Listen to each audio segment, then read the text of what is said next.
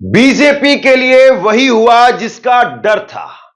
नवाब मलिक नवाब मलिक को लेकर के बीजेपी के अंदर पहले ही पटाखे फूटने शुरू हो गए। दिवाली पर पटाखे फूटते हैं, लेकिन बीजेपी में बगावत के पटाखे फूट रहे हैं।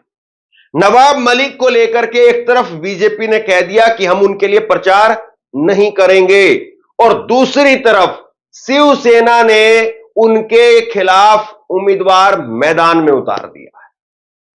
मतलब इससे खुली किताब और क्या होगी। लेकिन यह खबर अभी भी बीजेपी के खेमे में बगावत हो गई, इस बात को लेकर के कहीं पर कोई खबर नहीं चल रही है, कहीं पर कोई चर्चा नहीं कर रहा है। और नवाब मलिक भी मीडिया के सामने आए और दूसरी तरफ बीजेपी भी मीडिया के सामने आ गई है। बड़ा दिलचस्प हो गया है, बीजेपी किस तरीके से महाराष्ट्र को जीतेगी, यह अपने आप में बड़ी अद्भुत बात है। और वो बीजेपी आखिरकार चुनाव जीतने के लिए या चुनाव में मुख्यमंत्री बनने के लिए क्यों आखिरकार अभी भी एनसीपी अजीत पवार के साथ में खड़ी है, जिनके नेता नवाब मलिक पर वो आज की तारीख में भी कह रहे हैं कि उनके अंडरवर्ल्ड के साथ में संबंध है, उनके डॉन के साथ में संबंध है, उनके पाकिस्तान के साथ में संबंध है। ऐसे व्यक्ति के साथ में खड़ा होना बीजेपी की कितनी बड़ी मजबूरी है, या यूं कहें कि बीजेपी के पास में और कोई दूसरा रास्ता नहीं है। और इसलिए बीजेपी चाहे जितना मर्जी ढोंग करे राष्ट्रवाद का नाम का, चाहे जितना मर्जी ढोंग करे वो अपने आप को जो है देशभक्त दिखाने का नाम का, लेकिन सच्चाई यह है कि चुनाव जीतने के लिए या चुनाव में कोई अपने पाले में करने के लिए उसको किसी से गुरेज नहीं है। मैं एक एक करके सारी खबर जो है परदर परत आपके सामने रखता हूं। नवाब मलिक का बयान आया है। आशीष शेलार मुंबई बीजेपी के अध्यक्ष हैं, उन्होंने बाकायदा वीडियो जारी किया है अपना, वो भी आपको सुनाऊंगा। और उसके साथ साथ देवेंद्र फडणवीस दिवाली पर पटाखे फोड़ने की बात कर रहे थे, कहां गए उनके पटाखे, उस पर भी आएंगे। सबसे पहले जरा नवाब मलिक का यह बयान देखिए। नवाब मलिक का यह बयान वो आपकी स्क्रीन पर है। नवाब मलिक नाराज नजर आ रहे हैं और नवाब मलिक ने कहा है कि हमारे विधानसभा में जहां से एनसीपी ने मुझे उम्मीदवार बनाया है, शिवाजी नगर मानखुर्द ये विधानसभा का नाम है, वहां से शिंदे सेना यानी एकनाथ शिंदे की शिवसेना ने अपना उम्मीदवार खड़ा कर दिया है। उनका नाम है सुरेश बुलेट पाटिल, और उसका समर्थन कर रही है भारतीय जनता पार्टी। और मेरी बेटी के यहां पर भी इसी तरह की स्थिति है। जहां पर उनकी बेटी सना मलिक चुनाव लड़ रही है, वहां पर भी बीजेपी और शिवसेना वो अपना दूसरे किसी को समर्थन दे रहे हैं, और एनसीपी वहां पर पूरी तरह से अलग थलग पड़ गई है। और यहां पर शिवाजी नगर मानखुर्द में भी वही स्थिति है। यह जो है वो किसकी तरफ से कहा गया है, ये कह रहे हैं नवाब मलिक। देखिए, ऐसा है कि हमारी विधानसभा में जहाँ से एनसीपी ने मुझे उम्मीदवार बनाया है शिवाजी नगर मानखुर से, वहाँ पे शिंदे सेना ने अपना उम्मीदवार खड़ा कर दिया है सुरेश बुलेट पाटिल। उसका समर्थन भारतीय जनता पार्टी कर रही है, और मेरी बेटी के यहाँ पे भी इसी तरह की परिस्थिति है।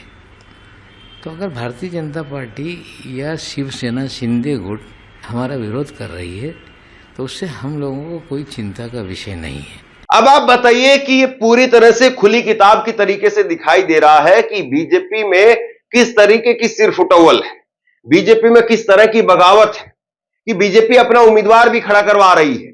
शिवसेना मतलब क्या है? शिवसेना वही है जो आज बीजेपी चाहती है, वरना 124 सीटों पर लड़ने वाली शिवसेना आज 80 सीटों पर कैसे आ गई? क्योंकि बीजेपी उसको 80 सीटों पर रखना चाहती है, इसीलिए रख दिया। बीजेपी ने एनसीपी अजीत पवार को जो सीटें दी वो उन्हीं के कोटे में से काट करके दी है, अपनी सीटें बहुत कम की है। अब देखिए बीजेपी मुंबई के जो अध्यक्ष है वो क्या कह रहे हैं। बीजेपी मुंबई के अध्यक्ष आशीष शेलार, उन्होंने कहा कि बीजेपी नवाब मलिक के लिए प्रचार नहीं करेगी। मुंबई बीजेपी के अध्यक्ष आशीष शेलार ने नवाब मलिक की एनसीपी अजीत पवार द्वारा उम्मीदवारी पर पार्टी की भूमिका स्पष्ट कर दी। अब उनका बयान है वो मराठी भाषा में है, तो पूरा बयान एक बार पहले मैं आपको समझा देता हूं हिंदी अनुवाद, फिर उसके बाद में उनका बयान सुनेंगे। उन्होंने जो है वो कहा है कि हमने बार बार दाऊद इब्राहिम और उनसे जुड़े लोगों के बारे में अपना रुख स्पष्ट कर दिया है। यह बात डिप्टी सीएम देवेंद्र फडणवीस ने पहले ही कही है और अब मैं यही कह रहा हूं कि नवाब मलिक के लिए प्रचार करने का कोई सवाल नहीं उठता है। हमारा मानना है कि महायुति के सभी सहयोगियों को अपनी उम्मीदवारी घोषित करने का अधिकार है, लेकिन नवाब मलिक को लेकर के भाजपा का रुख साफ है। भारतीय जनता पक्षाची भूमिका खूप स्पष्ट आहे। महायुतीमध्ये असलेल्या सर्व पक्षांनी आपापले उमेदवार आपणच ठरवायचे आहेत। विषय फक्त नवाब मलिक यांच्या अधिकृत राष्ट्रवादी काँग्रेस अजित पवार गटाच्या उमेदवारीबद्दल आहे। भारतीय जनता पक्षाची भूमिका या अगोदरही देवेंद्रजींनी स्पष्ट केली, मी वारंवार केली, पुन्हा एकदा सांगतोय, नवाब मलिक यांच्या उमेदवारीबद्दल भारतीय जनता पक्षाची भूमिका हीच आहे की भारतीय जनता पक्ष नवाब मलिक यांचा प्रचार करणार नाही, प्रचार करण्याचा विषय येत नाही। आमची भूमिका दाऊद आणि दाऊदशी रिलेटेड केस या संदर्भातल्या व्यक्तीच्या प्रचाराची नाही। इसमें कोई दो राय नहीं है कि बीजेपी महाराष्ट्र के अंदर जोड़ तोड़ की और कैसे भी करके सत्ता तक, कुर्सी तक पहुंचने के लिए हर तिगड़म अपना रही है। और इसमें दाऊद इब्राहिम के साथ में जिन लोगों को वो बताते रहे हैं, उनके साथ में खड़े होने से भी आज गुरेज नहीं है। मतलब ये कोई बात नहीं है राजनीति के अंदर कि आप ये कहें कि उनको अपना उम्मीदवार खड़ा करने का हक है। अगर यही उम्मीदवार अगर इंडिया गठबंधन में होते और शरद पवार के साथ में एनसीपी में खड़े होते तो ये लोग प्रेस कॉन्फ्रेंस कर करके सिर्फ इसी को मुद्दा बनाते। लेकिन आज देखिए, आज कह रहे हैं कि हम प्रचार नहीं करेंगे, आज हम उनके खिलाफ उम्मीदवार खड़ा कर रहे हैं और बात इतने में ही रफा दफा हो गई। लेकिन अगर कल को ये जीत करके आते हैं तो क्या बीजेपी ये कह सकती है कि हम इनका जो समर्थन है वो नहीं लेंगे?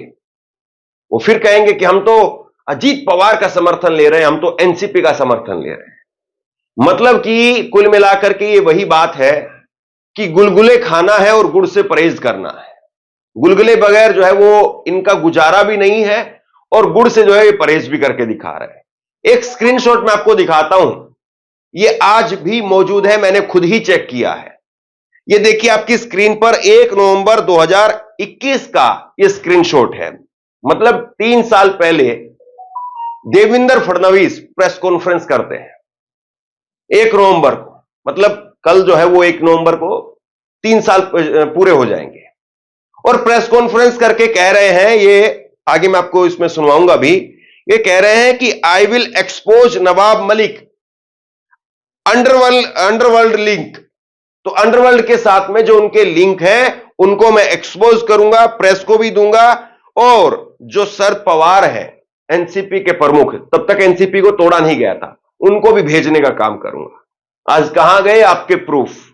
आज कहां गई आपकी वो सारी बड़ी बड़ी बातें जो आप प्रेस कॉन्फ्रेंस में कहते थे? वो सबूत अब कौन से कोने में दबा दिया आपने? या कुर्सी के लिए इतनी लाचारी है कि नवाब मलिक को अपने सर पर बैठाना पड़े तो भी गुरेज नहीं है। सुनिए जरा, ये नवाब मलिक के बारे में देवेंद्र फडणवीस कह रहे थे 1 नवंबर 2021 को, दिवाली से ठीक पहले, और आज दिवाली है। इत्तेफाक देखिए। वो हिंदी में कहते हैं खिसियानी बिल्ली खंबा नोचे, इस प्रकार की अवस्था नवाब मलिक की हुई है।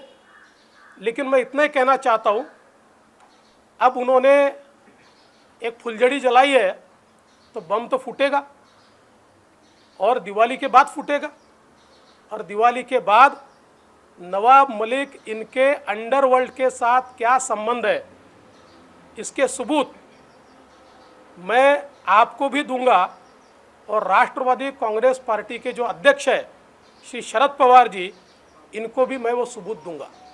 ऐसा नहीं है जो पर्दे के अंदर हो, सब कुछ खुला खुला नजर आ रहा है और ये साफ तौर पर बता रहा है कि बीजेपी की आज स्थिति क्या है, बीजेपी किस हालत में है। बीजेपी महाराष्ट्र के अंदर स्ट्रगल कर रही है और वो भी बहुत बुरी तरीके से। भले ही जो है वहां पर जोड़ तोड़ करके सरकार बनाई, फिर पार्टियों को तोड़ दिया, लेकिन बीजेपी आज भी कॉन्फिडेंस में नहीं है कि वहां पर कुछ अच्छा बीजेपी कर पाएगी। और इसीलिए बीजेपी को कुछ न कुछ यहां पर ऐसा करना पड़ रहा है जो बिल्कुल उसकी विचारधारा के या बिल्कुल उसके जो कार्यकर्ताओं की जो सोच है उनके खिलाफ जा रहा है। और सवाल यह है कि नवाब मलिक को लेकर के बीजेपी ने जो इस तरह से एक दोमुहापन दिखाया है, यह बीजेपी को कितना भारी पड़ेगा।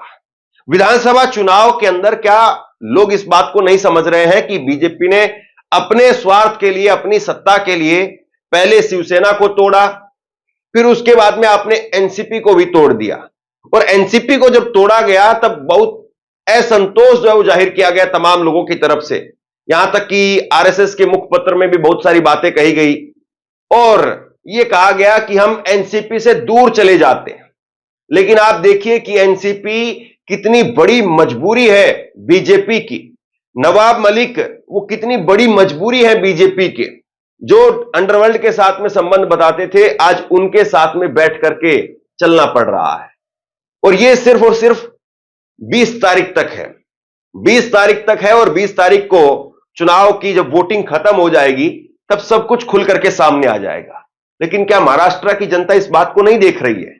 क्या महाराष्ट्र की जनता इस बात को नहीं समझ रही है? मुझे लगता है कि बखूबी समझ रही है। तो फिर सवाल यह है कि महाराष्ट्र की जनता इसमें क्या फैसला लेगी? महाराष्ट्र की जनता इसमें फिर वही फैसला लेगी जो लोगों ने पहले भी लेकर के बगावती और जो लोग दल बदल करके गए इधर से उधर, उन लोगों को सबक सिखाने का काम किया। हो सकता है कि उसी तरीके से यहां पर भी हो। एक बड़ी बात मैं आपको यह बता दूं, नवाब मलिक जहां पर चुनाव लड़ रहे हैं वो शिवाजी मानखुर्द की सीट है, जहां पर उनका सामना है समाजवादी पार्टी के अध्यक्ष अबू आजमी के साथ में। और वहीं पर उनकी बेटी सना मलिक जहां पर चुनाव लड़ रही है, सना मलिक के सामने है बॉलीवुड की अभिनेत्री स्वरा भास्कर के पति, उनके सामने जो है वो सना मलिक की बेटी चुनाव लड़ रही है। तो दोनों सीटें अपने आप में बहुत खास हैं। ऐसा नहीं है कि इन दोनों सीटों पर इंडिया गठबंधन की ताकत नहीं लगेगी। स्वरा भास्कर के लिए भी, वो स्वरा भास्कर के जो पति हैं वो फहाद, वो चले गए हैं अभी एनसीपी में। उससे पहले वो समाजवादी पार्टी के नेता थे, लेकिन अब वो एनसीपी में चले गए और एनसीपी ने उनको अपना उम्मीदवार बनाया। शरद पवार की एनसीपी, उसके अंदर चले गए, उन्होंने अपना उम्मीदवार बनाया। यानी बिल्कुल साफ साफ तौर पर दिखाई दे रहा है कि बीजेपी इस वक्त में बहुत बुरे दौर से जो गुजर रही है और महाराष्ट्र में उसकी राह आसान नहीं है। अभी देखिए धीरे धीरे ये दिवाली का त्योहार जैसे ही बीतेगा, त्योहार तक जो है वो थोड़ा सा लोग राजनीति से दूरी बना करके और अपना जो निजी रिश्ते हैं या जुबान में जो कड़वाहट है वो कम लेकर के आते हैं। लेकिन अगर दिवाली पर भी इस तरह की कड़वाहट दिखाई दे रही तो फिर मामला कुछ है नहीं, ये साफ तौर पर दिखाई देता है। लेकिन दिवाली बीतने के बाद में इनका क्या हाल होगा वो जरा सोचिए। खैर, महाराष्ट्र को लेकर के आप क्या सोचते हैं? क्या महाराष्ट्र में नवाब मलिक की दाल गल पाएगी? क्या महाराष्ट्र में नवाब मलिक को बीजेपी जो साथ में लेकर के चल रही है उसका नुकसान होगा या नहीं होगा? आप क्या सोचते हैं नीचे कमेंट बॉक्स में लिख करके जरूर बताइए। इस वीडियो को शेयर कीजिए और इसी तरह की तमाम खबरों के लिए ऑनलाइन न्यूज इंडिया को सब्सक्राइब कीजिए। आपका बहुत बहुत धन्यवाद।